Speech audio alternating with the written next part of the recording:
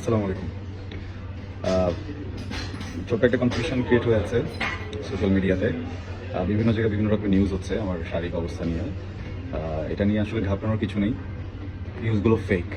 কারণ আমি এমন কোনো শারীরিক জটিলতার ভিতরে নেই যেটা প্রাণনাশক, বা এমন কোনো শারীরিক জটিলতার ভিতরে নেই যেটার জন্য আমি খুব বাজে রকমের অসুস্থ হয়ে পড়বো। হ্যাঁ, আমার সৃষ্টিকর্তা যদি চান হয়তো আমি এই মুহূর্তে এখানে অসুস্থ হয়ে যেতে পারি, দ্যাটস আ ডিফারেন্ট সিনারিও। কিন্তু এমন কোনো রোগ এখনো আমার শরীরে বাসা বাঁধেনি আলহামদুলিল্লাহ, যেটার কারণে টেনশনের কিছু আছে।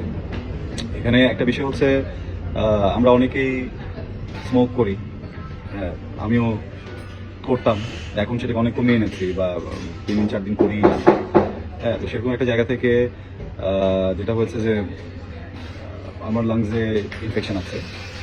কিন্তু এটা এমন ম্যাসিভ কিছু না, যেভাবে নিউজ হচ্ছে বা যেভাবে টাইটেলগুলো দেওয়া হচ্ছে এইটা একটু জটিল হয়ে দাঁড়াচ্ছে আমার দর্শকদের জন্য, আমার পরিবারের জন্য, আমার ফ্যান্সদের জন্য। তো আমি এখান থেকে সবাইকে রিকোয়েস্ট করব যে এই ভুলভ্রান্তিগুলো আমরা না ছড়াই, যতটুকু হয়েছে এটাকে এখানে শেষ করি।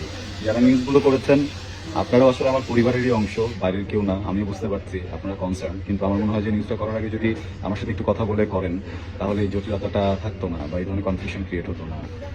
আর আমার পোস্টটা একদমই ছিল আমার জুনিয়রদেরকে সতর্ক করার জন্য, আমার অনুজদেরকে একটা দিক নির্দেশনা দেওয়ার জন্য, যেন ওরা সিগারেটটাকে হচ্ছে গিয়ে লাইফস্টাইল হিসেবে বেছে না নেয়।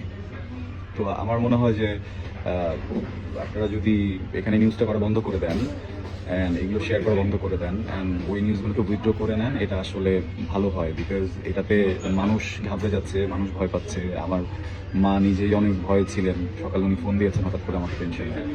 তো এগুলো তো একটু ডিফিকাল্ট।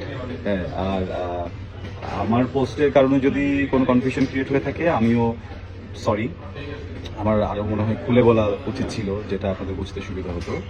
সবার জন্য ভালোবাসা, সবাই সুস্থ থাকুন, অ্যান্ড পারতপক্ষে সিগারেট, ভেপিং বা এই ধরনের যে কোনো রকমের বদ অভ্যাস থেকে দূরে থাকুন। ভালোবাসা।